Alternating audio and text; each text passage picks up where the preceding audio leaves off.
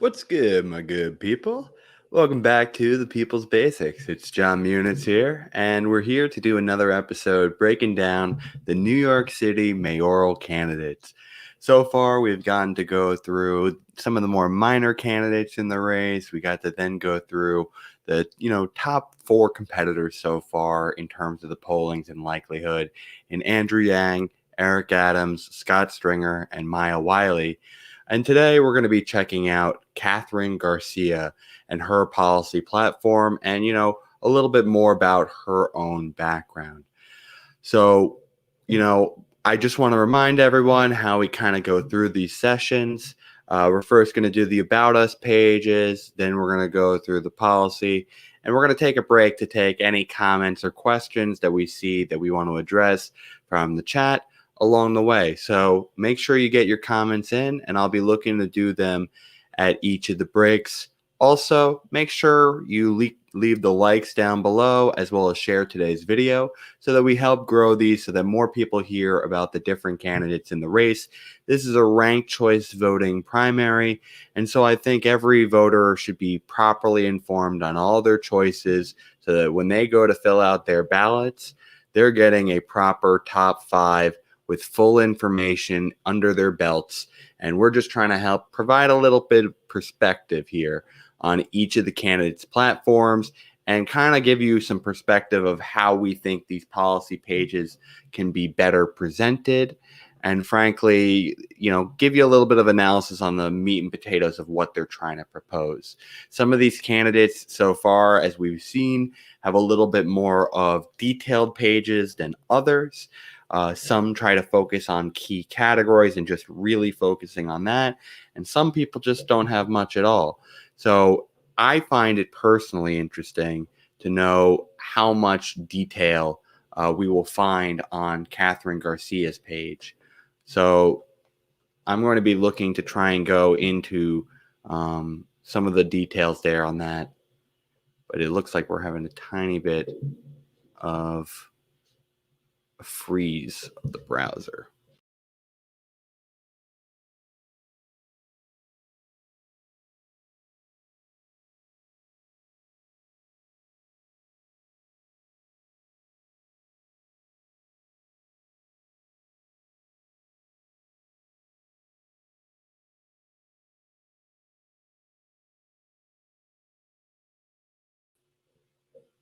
Okay. I apologize for that. I do not know why that had occurred, but we are going to go now into the policy platform for Kathryn Garcia. So I want to remind everyone, you can drop down the comments down below of what we are going to be having to do. So let's go into, the start here for her page. It has the video. We're going to skip past that. We're going to go straight to the meat and potatoes here. So the About Us page. So Kathryn Garcia. She wants us to meet her, join her list. That's a good thing to start with. Always try and activate people on every page to join your mailing list, to have the donate button that kind of scrolls with you on the page. That's an important thing when you're trying to build out these pages. You want to get those engagement points. But now let's go into the actual details of her background. A lifelong New Yorker at her core. She loves New York City. This has always been her home. She loves the people. Watching is a legitimate activity. In high school, she rode the subway, created stories about her fellow commuters based on their shoes. Back in the day, there were no electronics to keep our eyes busy, and staring at folks was frowned upon. So many different options: running shoes, different dress shoes, high tops, sandals, work boots, heels, all with a story. It was never-ending kaleidoscope of activists, industrialists, artists, students, construction workers, techies, parents, and every other person under the sun, all coming together to make New York home. It is the exciting intersection of ethnicities, talent, and experience which make New York so special. Growing up in Brooklyn in the 70s with stickball, kick the can, and Skelly, yes, we'd make the traffic wait for the turn to end. I have no idea what that is, so I don't I'd have to look that up. I'm curious. Skelly.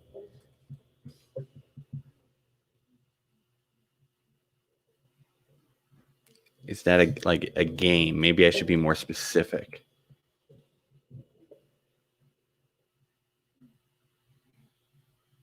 Interesting. Huh.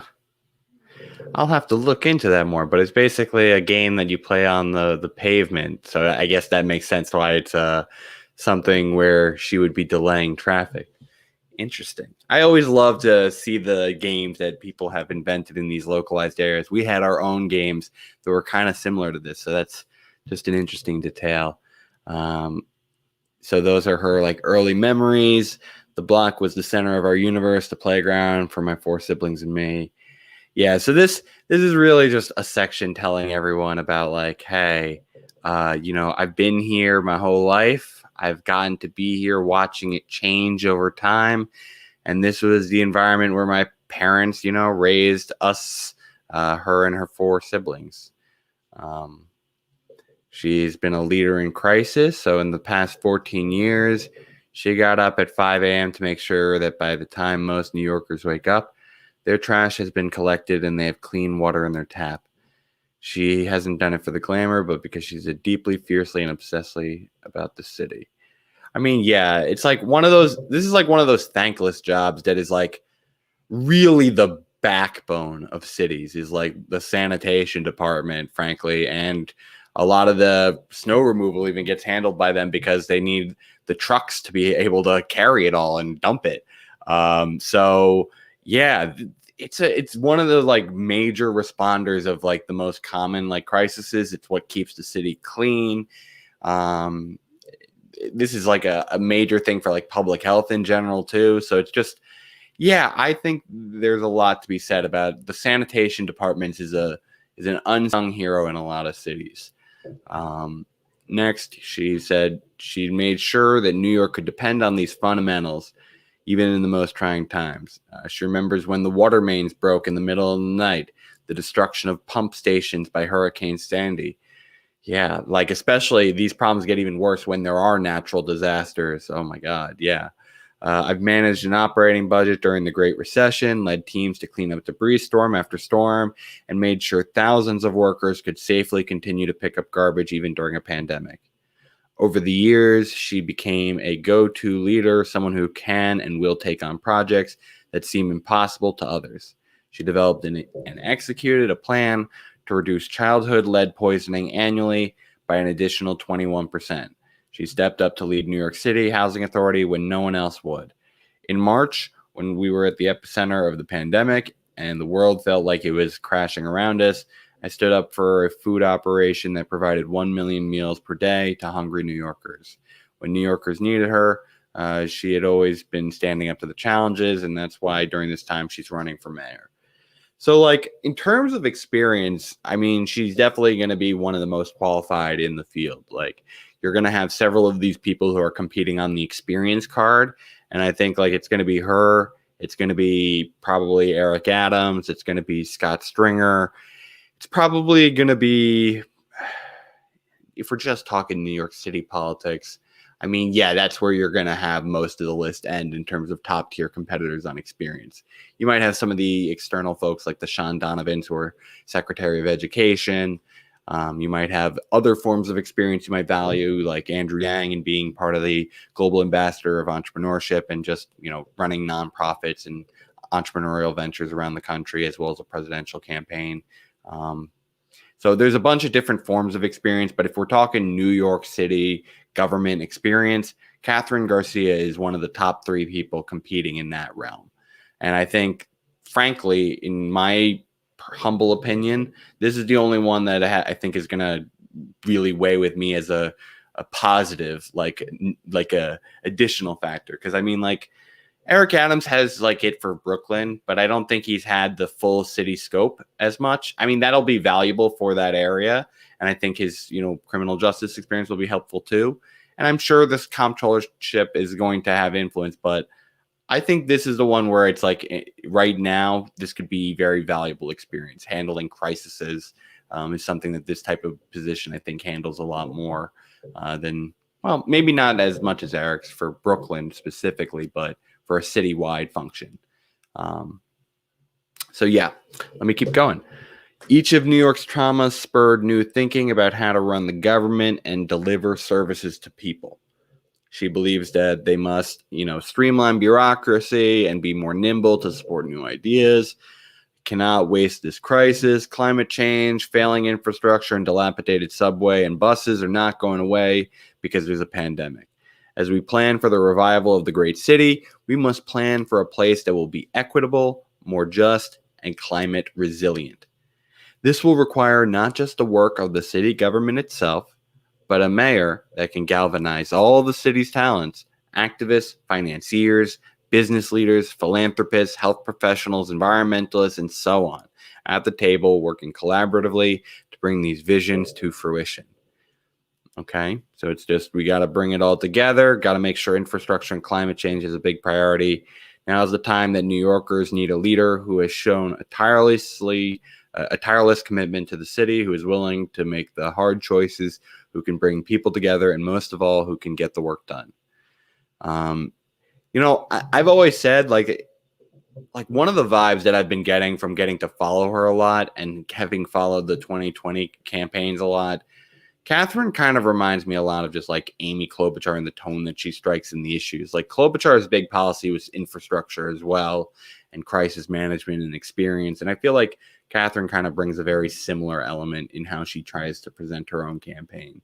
I'm not going to say that she has the same, let's say, office politics as Amy Klobuchar. Maybe she is a much nicer woman to work with, but I have gotten that tone in terms of how she tries to frame her own campaign. Let's continue onward. So the priorities of her campaign so far include 7 elements. I'm sure more will come, as it looks like there are empty spaces to be filled in. So her 7 areas are COVID recovery, climate, transportation, police reform, education, housing, and government efficiency. So I think this is good, other than I would like for this section probably to have been generally like COVID recovery and public health, because it's like there's a lot of things that need to be done for our general public health beyond just this one crisis. Yes, this is obviously the first and foremost crisis that we're going to have to address. But I think you've seen with a lot of these other candidates' plan, they want to have a little bit more of a holistic sense of public health. I wonder if that'll be included anywhere in a different section, but that's just my first thought when I see that. Climate, I'm going to basically assume is also going to be the infrastructure portion of her plan. And then I guess the only other thing that I'm not seeing here is like, hey, where's the plan for like small businesses, and how do you help the economy specifically, like on jobs, and do those like connections to the financiers and business community that you do want to do to get them back on their feet. Police reform's good. That's going to be an important area for all the candidates to address. Education and housing obviously are important too. I just think like there are a couple areas where I'd like to see it. Maybe it's baked into government efficiency and helping some of these groups, but I could see a couple areas where there's a little bit of a shortage. But before we go into any of those specific sections, I just want to make sure that I'm checking in with everyone to see how people are feeling. So far, we got Justin here. He's not as excited. Well, we'll see. There can be details here. You know, one of the things that I like about Kathryn Garcia is that she definitely has like a crisis manager mindset. I think that she has a more pragmatic work experience in handling a citywide function. I think that she could be someone who is hyper-focused on key issues. Like, I'm not saying that these aren't important issues that she has here. So maybe she has the depth and breadth to really make sure that these issues are being solved. And then you have other groups within the city who can pioneer other causes as well, like small business assistance and public health measures in general. So we will see. We will see. Let's go into it now. So first one, we're going to go with COVID recovery, because I think this is the top issue on almost every voter's mind, is how do we bounce back from that? And I think, just point of note, like, we're not going to be watching every video because then we'll be here for way too long. But kudos, this is how you structure a page. You want to start off video stuff if you can. Always connect people to an action where you can take another one click and you get to engage them on a more personal level if you can. They don't have to do it. They could just scroll and go past it. But if you can get them, that's a little bit more buy-in. When people spend more time on your page and hear more about you and get a more personal level, you're going to either have a higher likelihood of getting a donation out of them, getting an activation of volunteering, knowing more about you to be able to just be a better advocate when they're talking to friends in the area or using social media. There are so many values that you just want to have a way where you can get people properly engaged when you build out these websites. So I will give her credit. I think the way she's constructed her policy, or not her policy page, her website in general is pretty solid. Let's go into the actual policy now. So she reinforces again, as I said, the go-to crisis manager. Kathryn has stepped up in New York City's toughest moments, built a program that delivered 1 million meals a day during the height of the COVID-19 response, and brought back 42 pumping stations and a water waste treatment plant as incident commander during Superstorm Sandy in 3 days. Kathryn is ready to lead a fast recovery, and that means getting the city back on track and supporting the most vulnerable New Yorkers with meaningful economic relief. So first, she wants to provide free and easy access to COVID-19 vaccine and clear reopening guidance. When she takes office in 2022, Kathryn will get every last New Yorker vaccinated using a robust network of schools, urgent care centers, mobile vans, and traditional doctors' offices. A Garcia administration will take a public health-focused risk management approach to reopening to restore confidence for everyone from business owners to international travelers, including clear guidelines for every single industry. Pretty vague, I'm not going to lie. I mean, the distribution is the only part that's kind of specific. So she wants to use schools, urgent care centers, mobile vans, and traditional doctors' offices. I think all of those are good. I don't think that is the full list that should be done. I think there are more opportunities to be done, as we've seen from some of the other candidates, using, places of worship. Frankly, if they want to be able to administer it, they can set up there. We've seen it for businesses in vacated places. We've seen, I think, even like parks as areas where people can administer this stuff. Like, they want to get it everywhere. And I think that is a better approach, is having more and more things. So I think that would be nice if she gave a little bit more detail here. I think doesn't say a lot is all I'm going to say. Let's go to the next one. Deliver excellent core services in every single neighborhood. New Yorkers deserve clean, effective, and safe buses, subways, parks, playgrounds, schools, streets, and sidewalks. Kathryn will fiercely protect core services, sanitation, fire, parks, water, education for all neighborhoods, and deliver budgets that reflect what New Yorkers care about. So this is more just a value statement, and it is nice to have certain things acknowledged as core services. I think you can add on to what those core service lists are. And I think that's almost a very moderate thing to say, is just like, we just want to focus on doing these core services. Now, I'm seeing below there are some more. And this is saying what we deliver, we want to do well. So I'm not gonna knock her for this, but I don't think this says a lot. It just means like, hey, we want to do things good around here. And I mean, yeah, I hope everyone basically says, yeah, I want to do good things. But I guess it's like, it's nice to have, I guess, some specific call outs of things. And it's nice, like, having the transportation is a key one, having communal area for people, having education that's of quality, having infrastructure that's of quality. Those are all key things. And like, utilities, emergency services, these are all things that everyone should have. I don't deny that. When we talk universal basic income, universal basic services, all of these things are part of universal basic services for people. So yeah, we want to deliver that of quality. Let's keep going. Double down on job growth and economic mobility. Kathryn will create a pipeline from CUNY colleges and trade schools to jobs, including guaranteeing graduates of our trade schools city employment, working with the private sector to offer 10,000 paid internships to high school students and subsidizing wages for youth who face barriers to employment. So this is kind of cool. It's not exactly a full-on jobs guarantee, but she's trying to work towards having like a true program that can bridge people's time from the education to the actual employment. And you certainly would hope certain colleges would try to administer those services to help their students.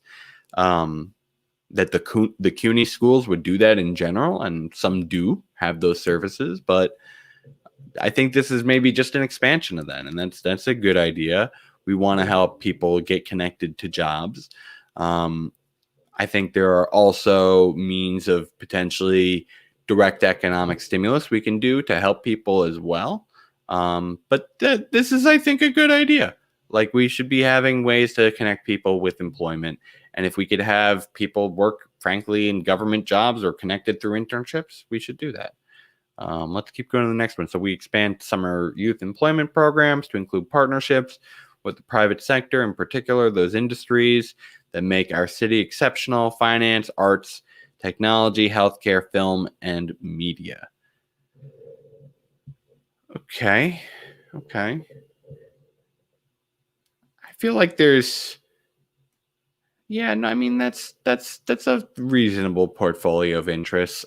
There's definitely more that could be considered, but yeah, we should be expanding education and, employment connection opportunities. I think this makes sense. Obviously, there can be like differences in like the terms, like how much are you subsidizing? Are you like really just giving them free labor compared to maybe doing free labor for the public as work experience?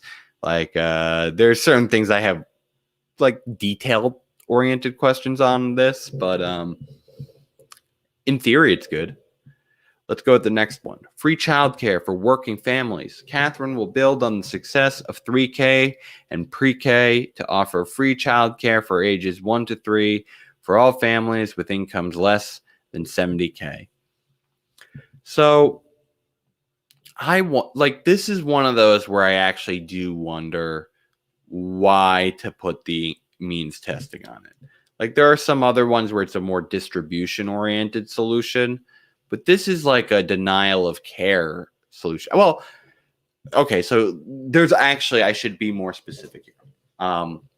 It largely depends on how this is being structured. If this means that, hey, these facilities are not being available for you, versus, hey, if you want to use our public facility, you have to still pay. That, I think, largely is where this one comes down for me. If you're saying they all can still use the facility, but that they're just going to be having some fee on top of it, I can have some tolerance for that. But I think it's like, you should have these childcare facilities or this childcare program be available for all New Yorkers in the city. So again, this is one where it's like, I get wanting to be concise. A lot of people aren't going to do what we're doing here, which is a deep dive read. But some details are really helpful. It's like, what does this mean? Like, it's one of those things where it's like, you have to be very reliant on people going and doing more digging, and you don't want to do that. When you have a policy page, they're there because they finally want the details, and so give it to them, or at least include links to things that you're thinking about. Okay, let's go. Next one. Universal broadband for all. It's time to move on from a handful of companies monopolizing the markets with high prices and low speeds. Universal broadband is not a luxury, it's a necessity. Okay, again, this sounds good in theory, because again, I'm liking the specific fact that she's saying like we should not have this monopolization of the market too, which makes me feel like she's saying we should have a public broadband service. If that's the case, that's like wonderful, and I will give you a ton of credit on that one, Kathryn. But again, this is one where it's like, give me some more details. Is that what you mean? Or do you want to like subsidize the corporations that we've already been subsidizing over and over to like complete the build out of the other like 12% of New York City that isn't covered by broadband. So yeah, it's just like I'm not seeing the details that I want. Like, it's a good idea, like it in theory, and that's, I feel like what I'm going to say for a lot of this throughout right now is I like it in theory, but give me more. Okay, next one, inclusive growth with a focus on greening projects and biotech. Kathryn will bring in the Green New Deal and infrastructure stimulus dollars to pursue building upgrades for climate resiliency, particularly while vacancy rates are high, and incentivize growth within the biotech sector, including the Brookdale Science Corridor. Okay. So this is just kind of, we're going to invest in science. We're going to invest in infrastructure. We're going to invest in making sure that if there's any rising tides or, severe weather, we are protected. And, using this time while there isn't as much like traffic and demand of buildings to really turn certain buildings into new areas, like as she's saying here, like turn it into a biotech sector, and just, do all this infrastructure development. I think that makes a lot of sense, and I think biotech is a really good thing for our city to be investing in. Let's go with this next area. So she wants to unlock the barriers for small businesses to survive. So, okay, this is where she did have the small business section. Let's hear her out. Let's see. Increase access to credit and non-dilutive capital for the city's vital and at-risk enterprises at amounts less than $100K, and supporting innovative financial mechanisms that serve small businesses. Streamline all laws and regulations governing restaurants and nightlife establishments, and streamline all permit and licensing processes for businesses. It's the 21st century. You should be able to get a permit on your smartphone. Then she wants to cap third-party app commissions, and she wants to update zoning and work with Albany to reduce commercial vacancies and encourage flexibility of space. Okay, so mixed zoning, I like that part. Cap third-party app commissions. I feel like this is kind of like a thing at Grubhub, like those type of people, like the delivery app people. Could be others as well, but that, it's like, I have mixed feelings on that. It's like, you want people to have some sense of a free market. Like, if you're providing an application, you should be able to charge what you want for people to use your delivery service. And hypothetically, well, they should be paying their delivery drivers better, and that's another thing. But hypothetically, these fees are supposed to be going towards that. And not everyone is a great tipper. So it's like, I don't know if that's like the direct solution at it. I'd want to talk more about that one. I want to hear like what they're thinking and like more of a holistic plan to that. Because obviously I'm not trying to be here standing for freaking Grubhub. Trust me, I know they're not doing good by their workers right now, but I just don't know if that's the right solution to that. Because they are just a business. It's like, why is this being restricted? Third-party app. Like, that just means people who are helping facilitate to make things more convenient and provide additional service on top of what, businesses need to connect with consumers and other businesses. So I don't like that one per se. I need to hear much more. Streamlining all laws and regulations governing that stuff. Like, I get the nice catchphrase at the end. It's the 21st century. You should be able to get a permit on your smartphone. I don't disagree with that part. And I don't disagree in theory that we do need to streamline law and regulation. But it's like, again, it just doesn't tell us a lot. Like, frankly, it's like, it's a vaguism. And it's like, a lot of the times that can even be code for like just deregulation. And it's like, I like the detail, and there's so much like variability you can kind of put on what these statements mean, depending on how you want to read them. And then the last one, so like this top one, increasing access to credit and non-dilutive capital for the city's vital and at-risk enterprises at amounts less than 100K, and support of innovative financial mechanisms that serve small businesses. And this is, again, it's like, again, I like it in theory, potentially stimulating businesses that are needed, extra help that might be dying because of the pandemic, that have, artificially restrictive like measures put on them for public health, so that they can't operate in a normal way to be able to handle their current like rent and mortgages at buildings. But again, it's just, I want more detail, and that's the wonk in me. But I think details matter a lot. So many of these things can mean so many different things. Like, for instance, you could say the same thing about like the PPP program as this is. And guess what? The PPP ended up getting a lot of businesses that did not need the help because they were preferred clients of the banks, which were the ones administering it. And so this is one where it's like, I want my details, because I need to know who is administering this, who gets to make the decisions, who are the businesses that get the money versus who doesn't. I think that stuff matters. Let me take a moment to check in with everyone here, see how things are going. Let's see. Any questions? Yeah, I mean, this was what we'll have to see. I need to hear more from Kathryn, frankly, because this is my concern. Is that something in her alley?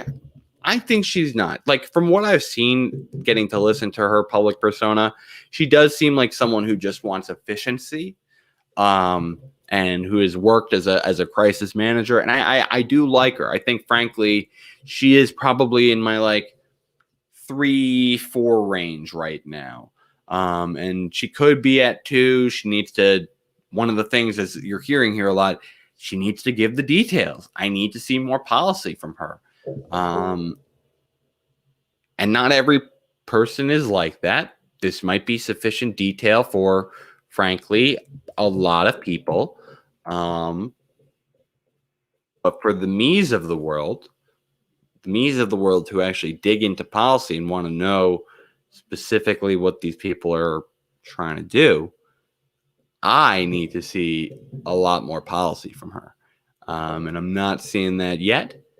So, to Kathryn, if you want to try and bump off Scott at my 2, you can probably be able to do that. And there are several candidates who I think, frankly, as we've been analyzing, can do it. I'll say, after the 1 position, I'm pretty flexible right now in terms of who can get into those 2 through 5 slots.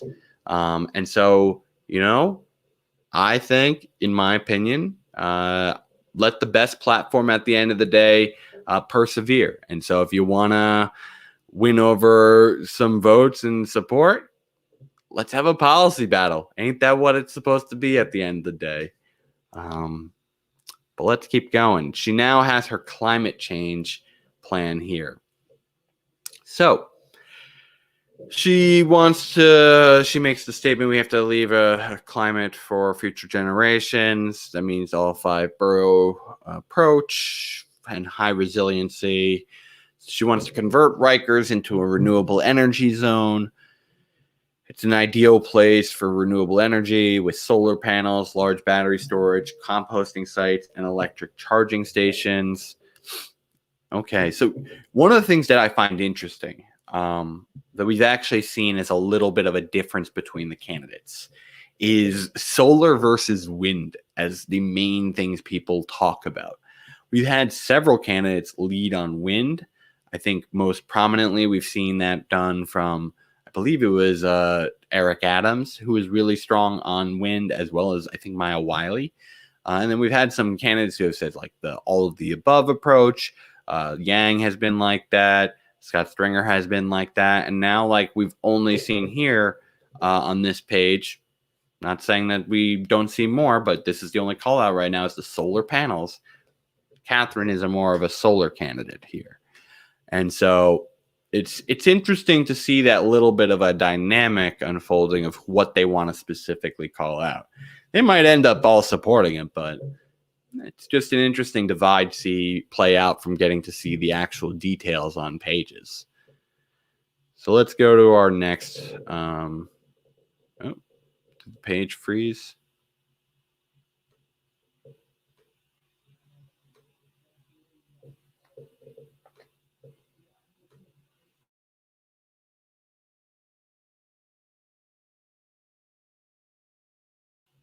I guess we did freeze. It looks like we froze. Okay. Well then.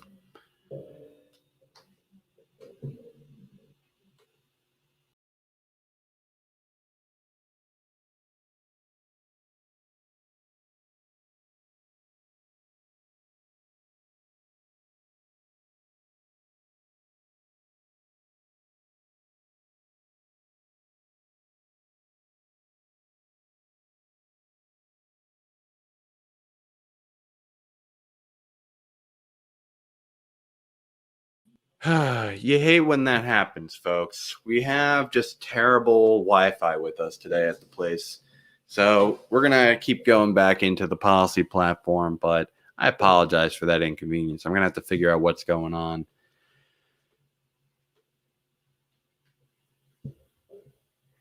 Yeah, I mean, I hear you, Justin. Like you're saying, Paperboy. We got to analyze his page too the other day.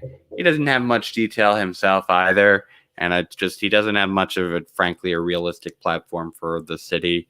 Like it's filled with love. It sounds nice in theory. It's something where it's like if you were running for a federal office, I'm like listening, but just one of the things with ranked choice voting is you're still having to strategically vote.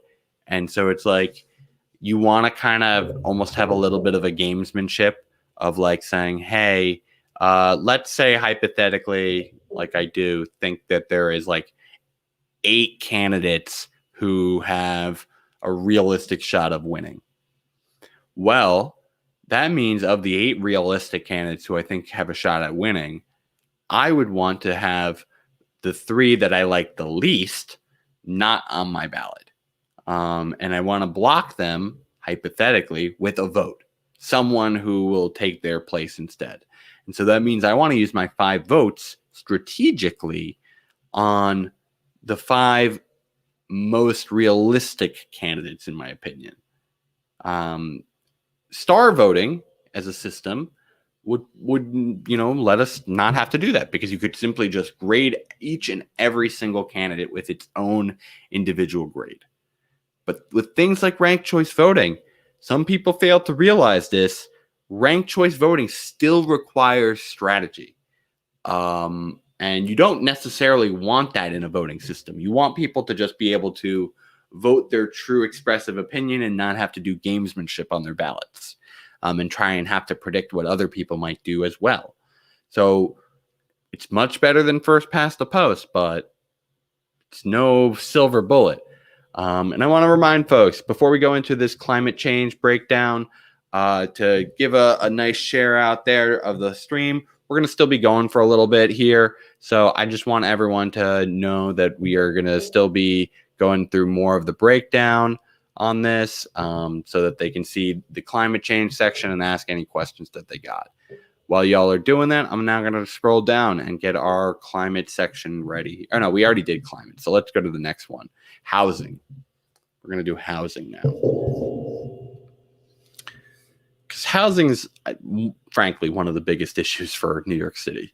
It's a little bit less of a big issue at this very moment. Well, there's a trade-off. Like, the housing prices aren't as high because there hasn't been as much demand, frankly, because some people have been leaving New York City, but also because of the economic crisis and existing high rents. That is kind of a double-edged sword. Some people are facing eviction. Some people are needing to find new tenants because they're struggling there as well as landlords. So let's see what she has to say. So first and foremost, she says, Kathryn will focus the city's housing agenda on outcomes, creating healthier residents and communities. Health and housing are linked. Residents who do not have stable or quality housing are less healthy. Safe, secure, affordable housing is a basic human right. As New York City recovers, we need housing that heals. As Mayor Kathryn will create truly affordable housing for those who need it most. We will focus city investment where it's needed most and create 50,000 units of deeply affordable housing. Okay, and it says 30% of the average monthly income. So that's a good approach, and that means they want to create. So that's build. I assume we'll see maybe some refurbishing efforts later. So let's see. Make it easier, faster, and legal for private partners to build more housing. We have added 500K New Yorkers over the last decade, but only 100K units of new housing. We cannot reduce the housing prices without increasing the supply. We will comprehensively zone for more affordable housing citywide, focusing on neighborhoods rich in transit, jobs, and schools. I like, frankly, how she calls it out in those senses. Not like, hey, let's put new housing into rich areas, or let's put housing into poor areas. Let's put housing where it's useful. Like, what a novel thought, right? Like, hey, let's use the existing infrastructure and areas where there's already demand for people.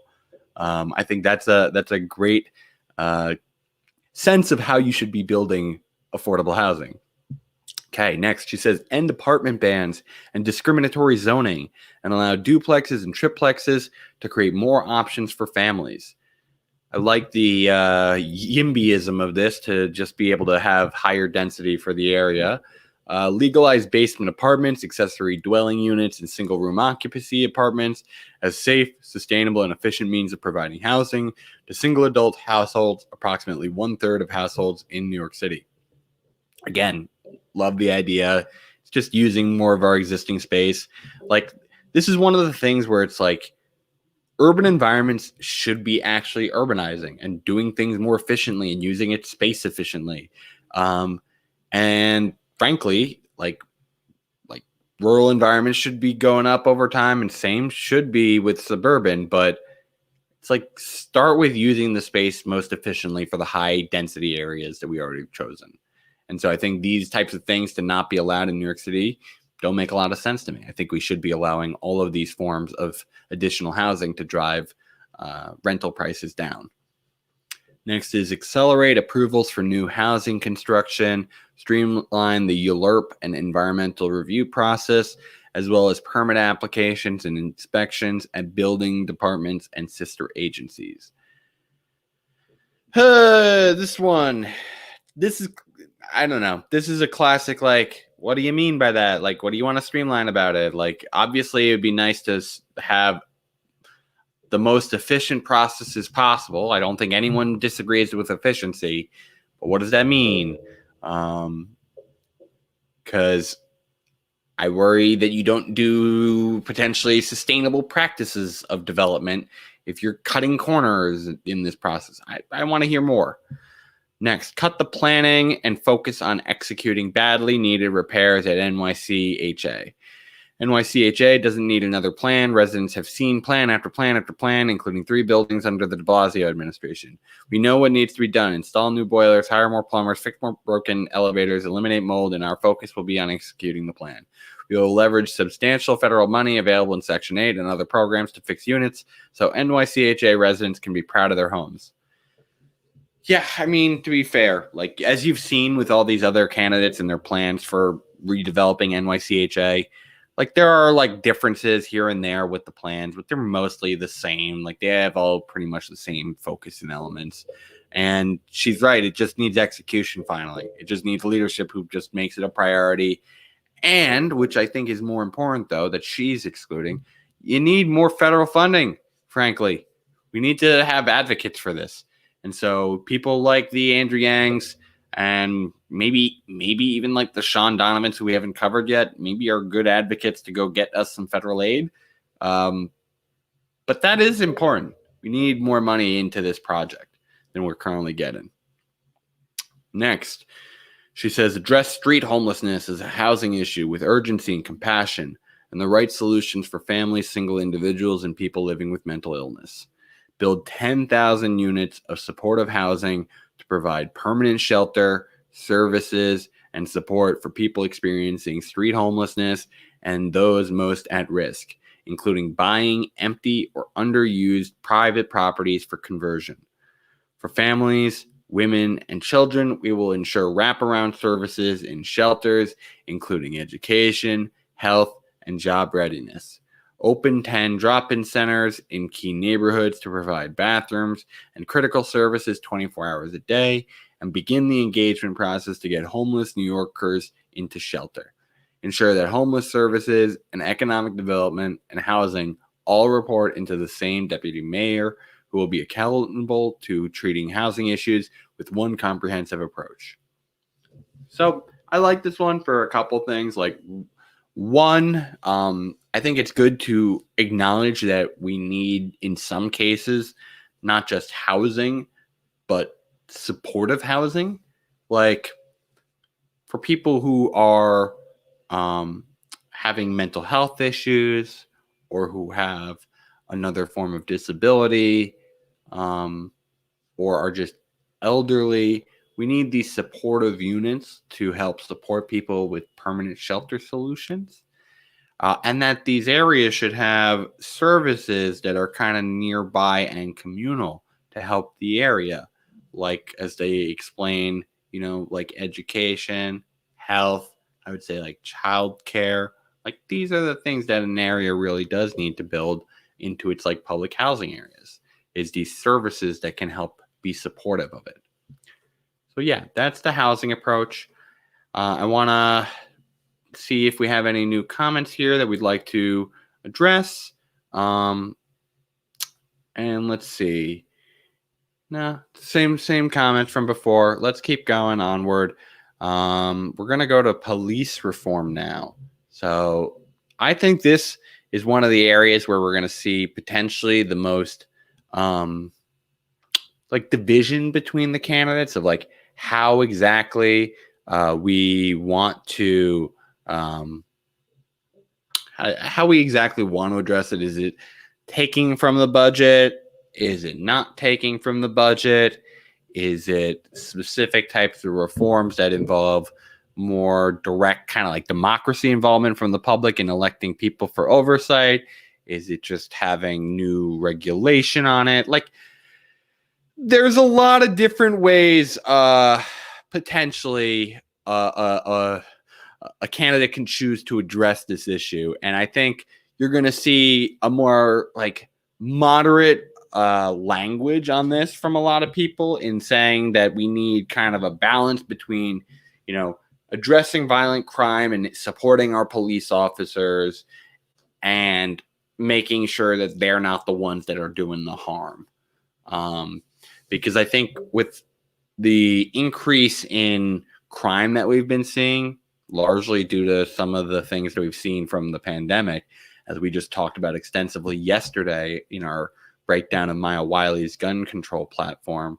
It wasn't even gun control platform. It was addressing the gun violence epidemic. I think you're going to see that is a definite focus for a lot of these people, is trying to keep people safe.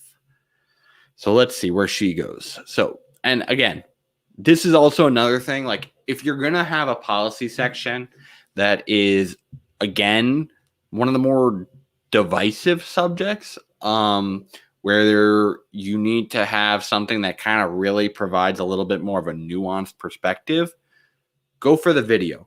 Lead with the video. It gives a nice tonal approach. It makes it more human. It shows that you're not trying to be dismissive of issues and just give like boilerplate language.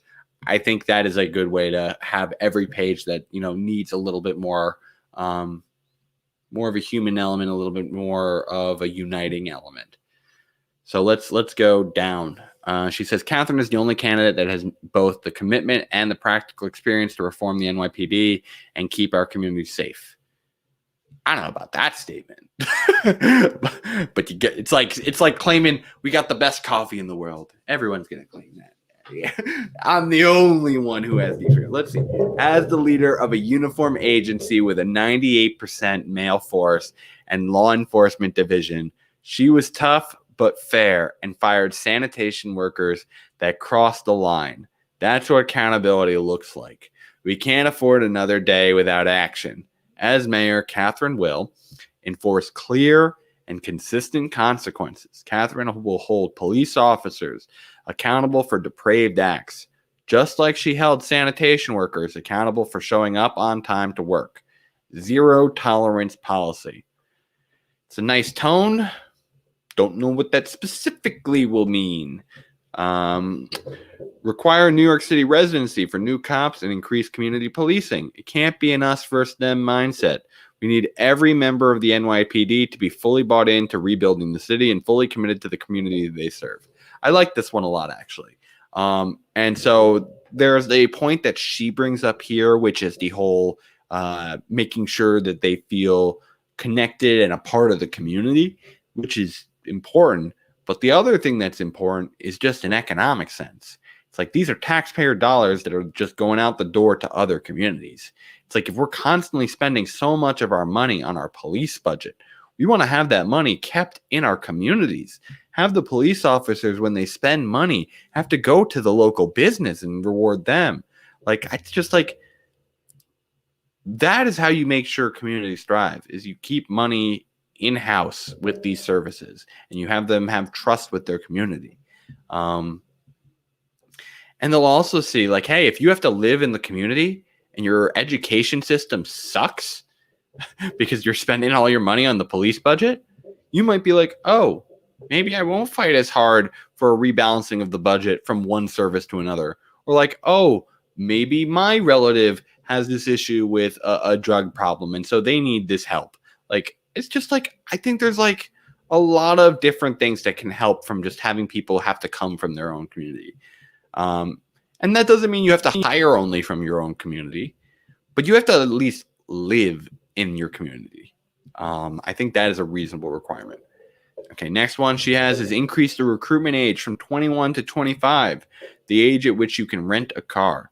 Police officers face the most challenging moments of the human condition. We need to make sure new recruits have life and job experiences that bring a mature perspective.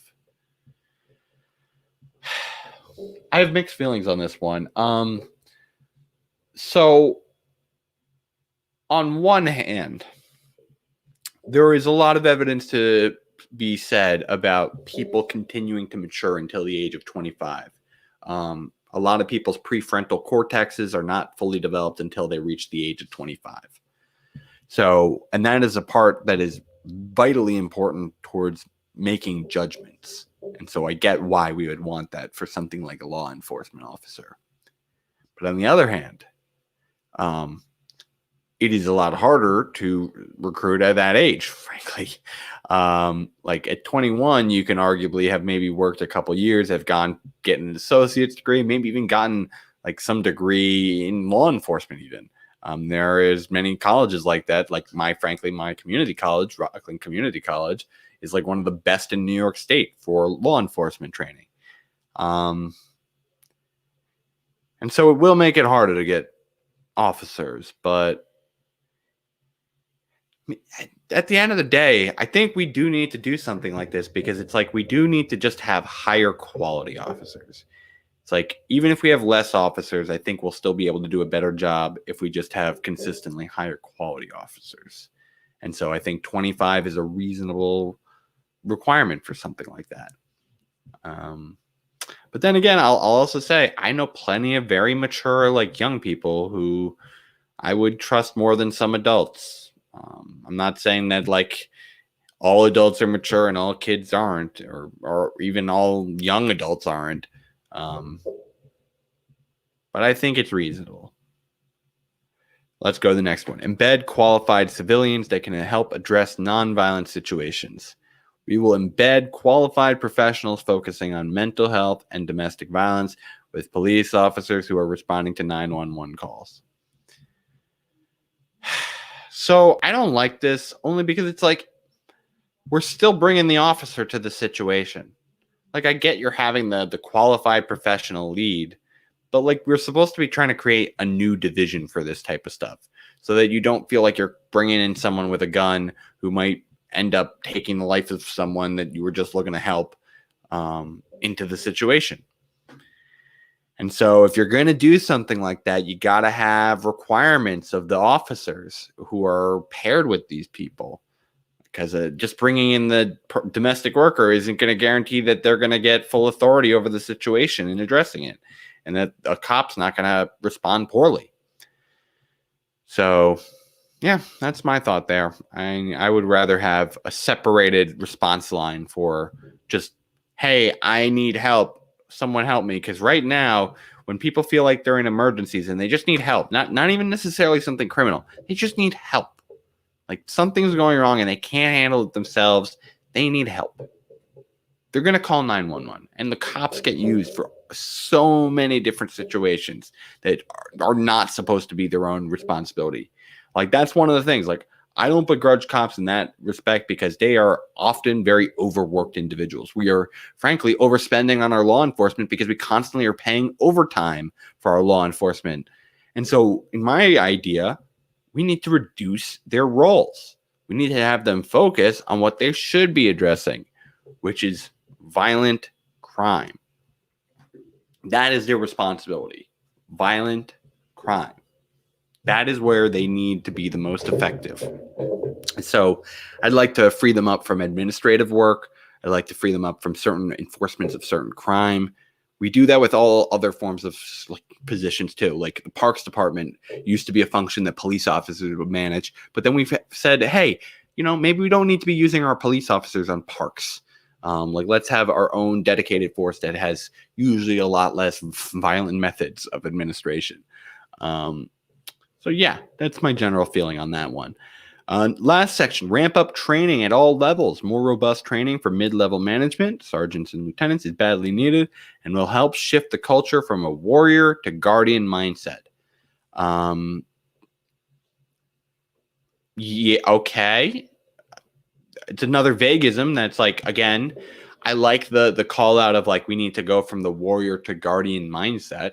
Yes, I agree with that. That is something that is actually a big cultural reform in police officer training, and that there are specifically these training sessions called warrior training that are deeply unhelpful in training our officers. But again, I want to know more. It's like, give me the details, Kathryn.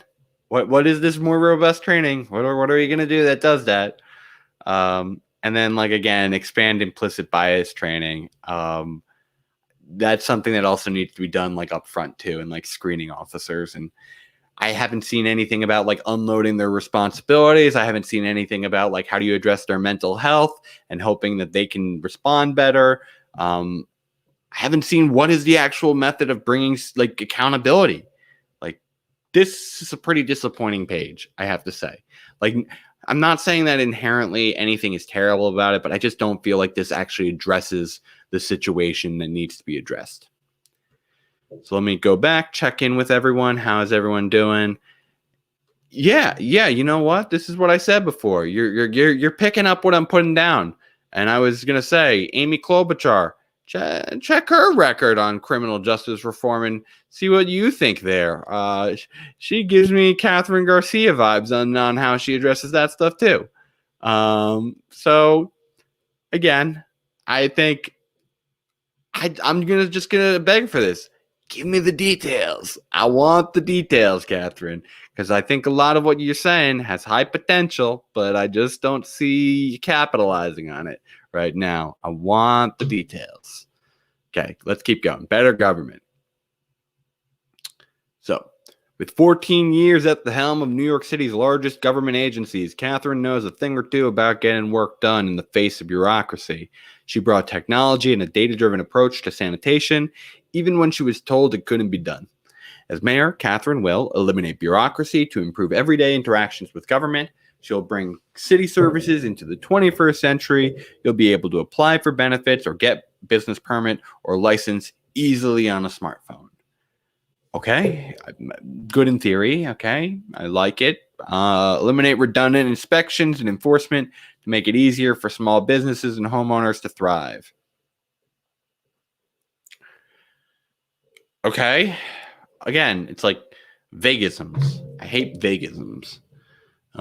Focus relentlessly to complete capital projects on time and on budget. Agencies often have to select a low-price contractor, even if they have a history of late projects, poor performance, and cost overruns. We won't tolerate that anymore. Kathryn will pursue reforms of the comptroller's role in capital projects in partnership with the state. If the school construction authority can bypass the comptroller's office bureaucracy without sacrificing quality, accountability, or transparency, its counterparts at NYCHA and the rest of the city's transportation, housing, parks, and infrastructure projects can as well. We will shift away from unnecessary overhauls and focus on smaller, more frequent repairs that can be completed by city staff. Transform our city government to be leaner, more responsive, and results-driven. Kathryn will eliminate unnecessary rules and mayoral agencies, commissions, officers, and everything in between. All mayoral initiatives and agencies will have metrics and be transparent and accountable to the public for the first time. Holy crap, this is just a bunch of vaguisms. It's just like, we're just going to do things right. We're going to be transparent. We're going to do things on time. We're going to do all this good management. We're going to do good governance. I get that's the page, but it's just like, it's so vague. Like the only thing that's like really big is that we're going to be simply doing this part. Like, she'll pursue reforms of the comptroller's role in capital projects in partnership with the state. If the school construction authority can bypass the comptroller's office bureaucracy without sacrificing quality, accountability, or transparency, its counterparts at NYCHA and the rest of the city's transportation, housing, and parks and infrastructure projects can as well. It's just like saying, like, it's just eliminating some additional bypasses and making it so that you need less authority. And it's just like, yeah, it doesn't do much. It's going to speed things up, I guess, a little bit. So I'm not going to hate it too much, but I just don't think that this is doing a ton. It's just saying, we're going to do good government. And I like good government, so don't get me wrong. I like the focus on doing government better, but give me more. And give me some specifics. Education. Okay, she wants to prepare our kids for the success in the 21st century with a focus on youth talent development in high school, expand the summer youth programs, invest to place work-based learning coordinators at all high schools, and subsidize wages for youth who face barriers to employment, create a pipeline from CUNY colleges and trade schools to jobs, including guaranteeing graduates of our trade schools, city employment, and working with the private sector to offer these internships. Yeah, we saw these from before. These are good. Want to know more details? What types of jobs are we giving them to? What's the subsidization strategy? All these types of things. Implement universal broadband in classrooms without walls to ensure all students can access the same curriculum. If kids can learn from the latest hot dance moves on TikTok, we can teach them science, history, and the arts and more too. Yo, where are all the people who roast Andrew Yang about TikTok? Not like just like calling out that multiple candidates have TikTok on their page. Like, I just want to see that at some point. I might have to post about that later. We will ensure that the best teachers are creating content for all students. I like the idea in general. You should be able to share content across teachers, especially when you're in a mobile environment, and have the best teachers teach a variety of kids all at once, and then have, teachers be able to provide supplementary help on top of that. Okay, so next, universal broadband will allow us to create a virtual excellence center at the Department of Education, expanding access to AP for all more ambitiously than we have before. I love that idea, having it just be like almost like a public version of Khan Academy in a sense. It's like, hey, we'll have like, everyone has internet now. Anyone can access this center where people can learn, and we can really get everyone as educated as they want to be. Like, that would be my dream, is like kids who want to learn 24/7 should be able to, and kids who, want to do the basics and be artists at the end of the day can spend their time doing that. Like, I love having the flexibility for kids to get as much learning as they'd like. Next, build new schools for 8th graders in the top 10% of every middle school. We need structural change that will incentivize better educational outcomes at every single middle school in the city. That means building new high schools in every borough, but focusing on South Brooklyn, Central Queens, and South Bronx. So she wants to build more specialized schools for the top kids. I mean, they're at least distributed through the neighborhoods. I mean, that it is good to have some distinction. I guess so. Yeah, I feel like that could be a good outcome. I don't know if it's 10%. Yeah, that could be a good outcome. Okay, let me keep going. Expand support for the 140 New York City schools with more than 20% homeless students. Yeah. Before COVID, 1 in 10 students were doubled up living in a shelter or unsheltered. We cannot blame teachers for low performance in schools. We need to expand support for these schools and provide practical necessities like installing a washer and dryer. Yeah, you know what? That sounds like a good thing. Like, frankly, schools in areas where the current residents are more often homeless, obviously we want to get less and less homeless people in the area, so that this becomes less and less. Actually, I mean, like, that's the thing. It's like, do you want to invest in the long-term things to make the schools more practical? Like, for instance, a washer and dryer is something that I think a school should just have in general. Like, if someone like spills something on some of their clothes, they should not feel like they have to walk around in that all day. They shouldn't be able to have that washed and dried if they want. I think that's just a common sense thing for schools to potentially have. But like, yeah, I think you do want to try and address some of these things instead of like targeted school service based on like homeless population. We should just be trying to help more and more people not be homeless. It's a trade-off. It's like this could be a temporary thing while we're fixing that problem. And so it's like it's one of those things where I'd still support it, but it's like I don't see that as like a long-term thing that you need to focus on for schools, because I think you'd much rather prefer just having people not be homeless. Okay, next one. Accelerate our universal literacy goal to 2023. We can't wait until after the end of my administration to reach this goal. We know what works. Equipping teachers with science-backed curricula based in phonics to reach 100% of students reaching on grade level by end of second grade by 2023. With implementation of 3K and my proposal for universal childcare, we can build on these programs to achieve faster progress by focusing on reading. So I like the focus on literacy. I think the goal is a bit too ambitious in year. I like that she is trying to be ambitious, but I think it's a bit too ambitious. Just especially with how we're going to have to do all this adjustment to catch people up again from COVID during this past year. So it's just like, I like it. I like the focus. Just think maybe it would have been better. Like, frankly, if I was on her team, what I would have been telling her is I want to say, give me 2025, like, or even 2026. Yeah, like 2026. Get me reelected too, and we'll get this done.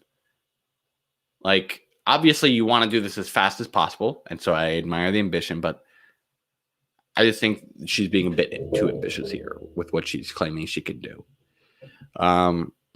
Reform school safety and discipline to end the school to prison pipeline.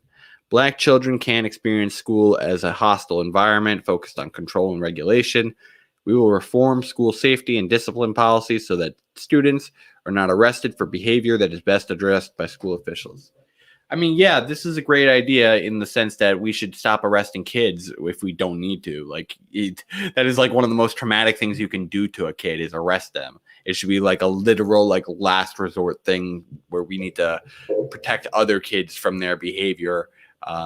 And frankly, they are a repeat offender who might, frankly, do damage if we do not restrict them like that. But otherwise, yeah, this is just going to harm kids. And we have to also improve the juvie process. I'm not saying that the kids that get sent there are like irredeemable. Like, I'm not saying that at all.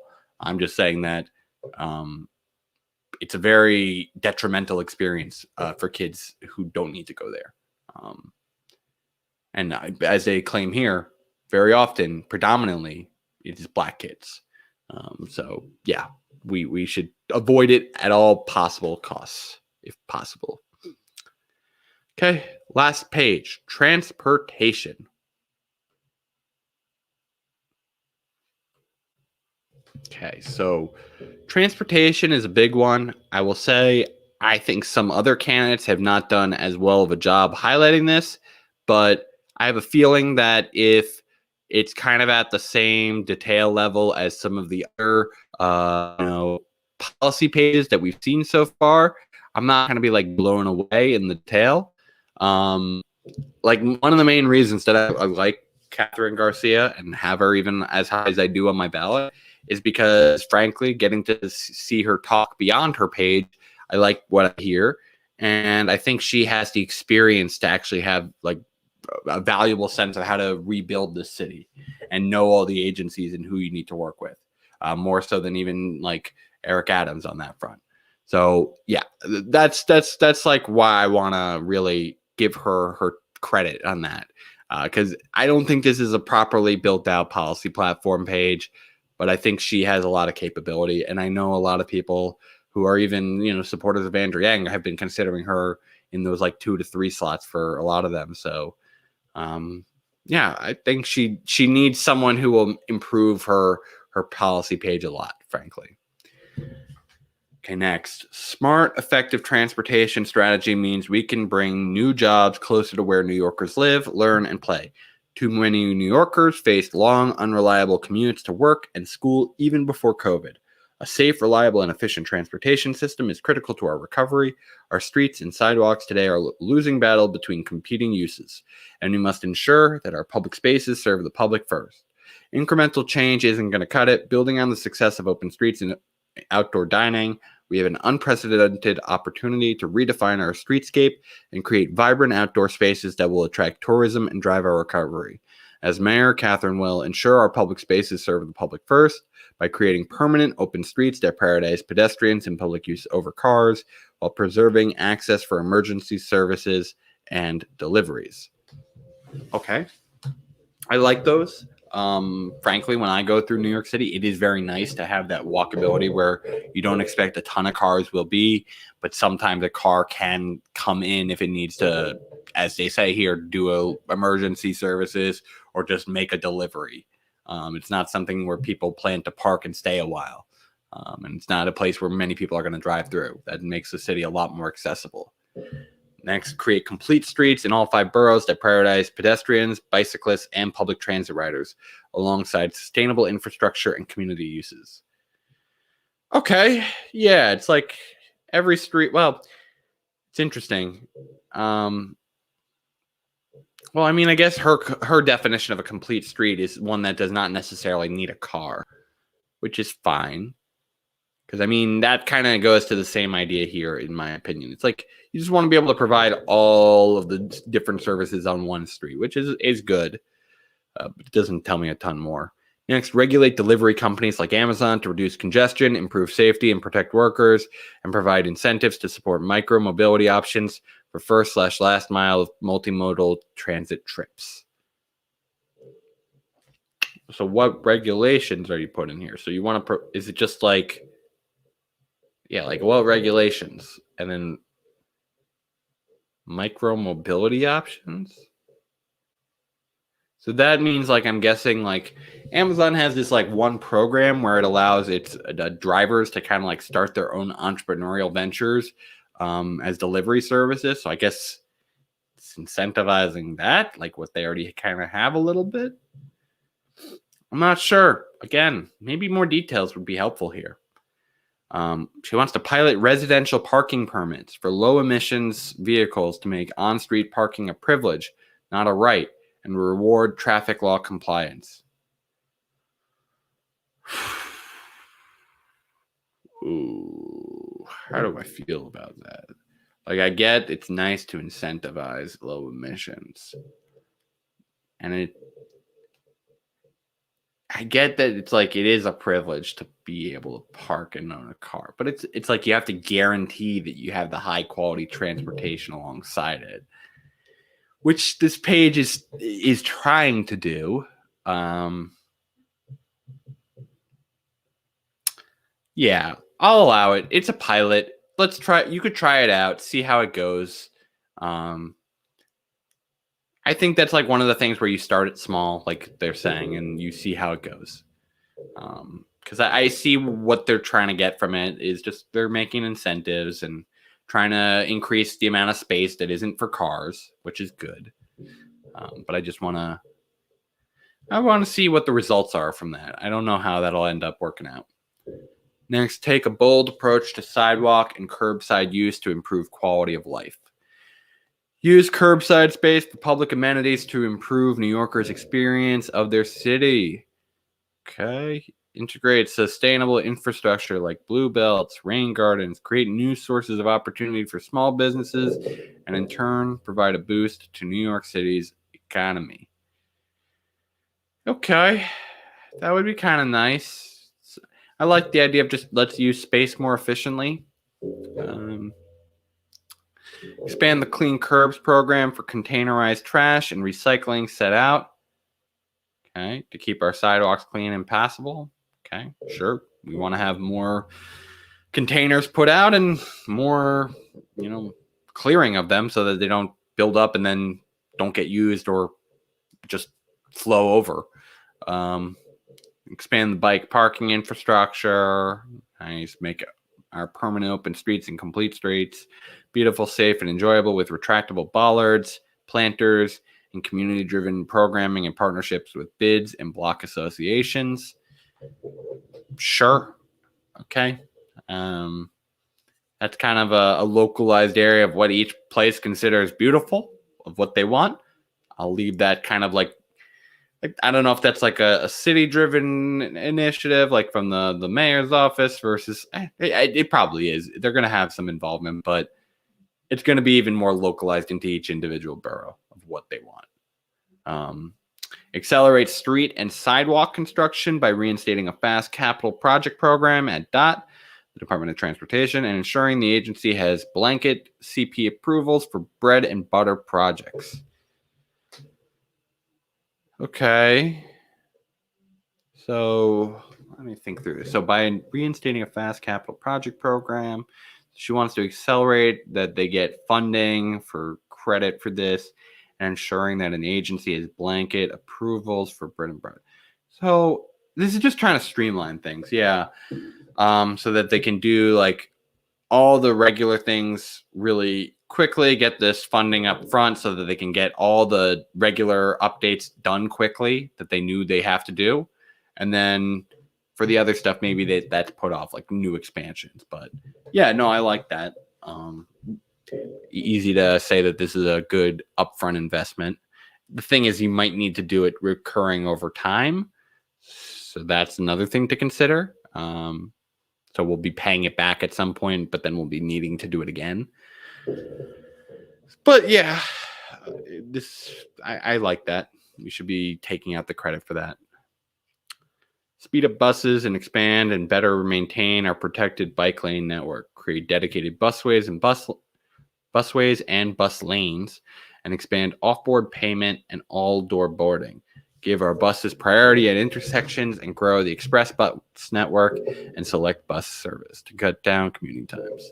So the thing here that I like particularly is the idea of trying to have our public buses have off-board payment too, like having both doors on a bus. Well, for those that don't know, most New York City buses have two doors, both the front and the back door being areas where you can make sure that you've issued your payment. Obviously, if you've been a fan of the show for a while, you know that I support free public transit as a concept. But if you're going to have payment, it would be nice if we could have it at both places because it'll make it so that you can go in and out of the bus much quicker. Because a lot of the times you have to wait for everyone to file through one single point of place. This will speed that up, allowing for 2 entry points to the bus. And so that'll make commute times much shorter, which would be nice.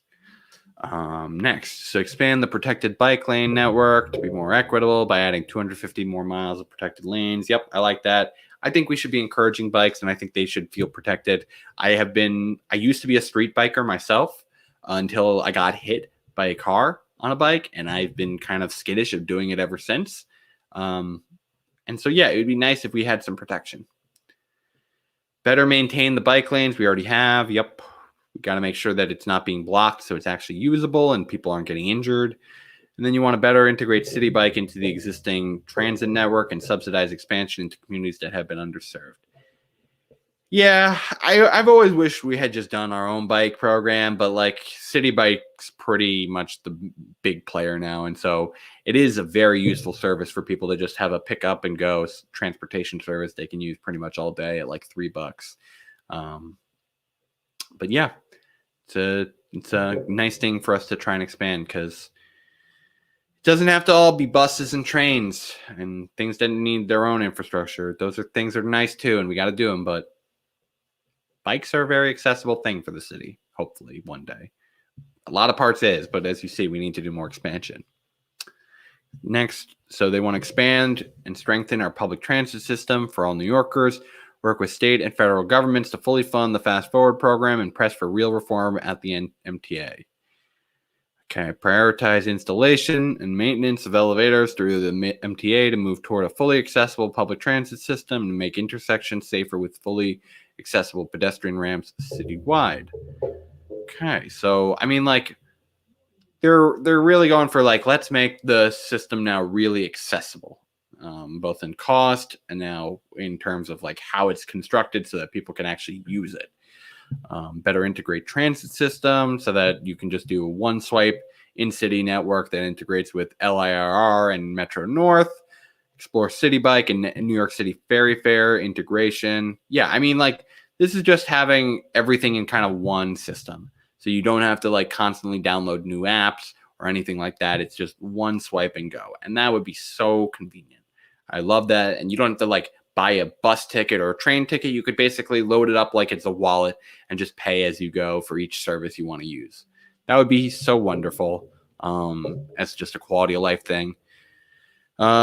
Next, I mean, the one thing is that if you make it a little too required to have mobile, you're gonna run into the problem of like, oh no, I my phone died and I am in the system and now it's like hard for me to access things. Or like if people don't have mobile devices, that's a challenge. But like over time, that would be a nice transition. That's a goal one day. It's not like the first priority, but that is certainly a goal. Yeah. Okay. So now next, achieve safer streets by focusing on interventions that work. Achieve Vision Zero by making changes to the built environment to physically prevent crashes instead of relying only on driver behavior change. That would be nice because you're never going to change driver behavior completely unless you remove the driver from the car, which we're trying to do by automating driving. But don't see that being a major reality until at least the 2030s. So what's next? They say leverage automated enforcement. Nah. Nope. This is such a pain in the ass. And sometimes it just gets it absolutely wrong. No. Like, this is a way you just end up fining like the working class into oblivion. Hell no. Anyone who's gotten those tickets knows that it's just like, it feels so unfair and it's such an inconvenience time. It's just like, no, I hate that. Next one, bike safety is paramount. We must protect the workers for whom a safe bike lane isn't optional. It's their job to be there. That means robust enforcement of bike lane violations and safety barriers that work. Align the agencies that play a role in traffic enforcement to streamline and centralize management and accountability in one department. Okay, so I mean, like, yeah, you want to make enforcement of the bike lanes. It doesn't matter if you have a bike lane, if it's constantly being blocked. That makes a lot of sense. And you want to make sure, again, agencies are aligned, but I don't know what she wants to do there specifically. Let's go to the last section, transportation and climate. Make it easier to ditch diesel and switch to electric vehicles. Triple the availability of public car chargers and incentivize New Yorkers to install charging infrastructure at home with parking discounts and property tax rebates. Electrify more than 10,000 school buses to protect our youngest lungs and ensure the MTA bus system is electric by 2040. Develop additional grid capacity to be able to expand the use of electric vehicles for our heavy-duty city fleet, including sanitation vehicles. Implement a zero-interest loan program to help small businesses from ice cream trucks to florists buy small-scale electric pedestrian-safe delivery vehicles to replace diesel vans. Yeah, these are all things that I like in the switch to electric cars. I think the timeline is a little conservative here. I'd like this to be done faster. I think this is something that you can achieve by at least 2030, 2035. But yeah, I think that these are all good. Just think this is not a fast enough time frame for what she's looking to do. She wants to push for the adoption of congestion pricing. I think that's a kind of like a carbon tax. It's like see, this is one of the things where it would be nice if she kind of like lays it out how specifically she wants to price it in and like how much is she pricing it in. But I don't know. I'm not sure. This is one of those things where it depends on like how it's specifically structured.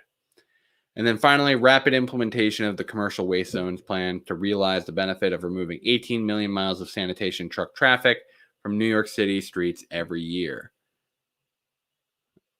I don't know enough about that one to comment. I'm going to trust that she, as the person who managed sanitation, knows significantly more about that, and that will do what that says. But everyone, I have now done our breakdown of Kathryn Garcia. I want to thank people for joining us here. I will say, having done this breakdown and some of the other ones, I will be maybe doing some revisions of my rankings. I think some policy details were lacking from some people that I saw significantly more detail from others, but we will see. There's a lot of time left for people to update these things, but this has been our breakdown of Kathryn Garcia. We hope you'll check out all of our videos in our series of the New York City mayoral candidate, so you are properly informed on the race and how you can make your own choice for the ranked choice voting of your top 5. So please tune in again. We'll be doing all of our live streams going forward at 2 p.m. Eastern time. I wanted to give myself a little bit more time in the mornings to do some other work. So we'll be back every day, Monday to Friday, 2 p.m. Eastern time. Everyone, this has been great. We'll see you all tomorrow. We'll be breaking down Diane Morales' platform tomorrow. Until then, my friends, tune in tonight. We're going to have our team live stream at 8 p.m. Eastern time, and we're going to be having our community night, doing some, I think, trivia tonight as a game night. So tune into that at our Discord server as well. That being said, my friends, I hope you all have a great rest of your day, and stay basic out there.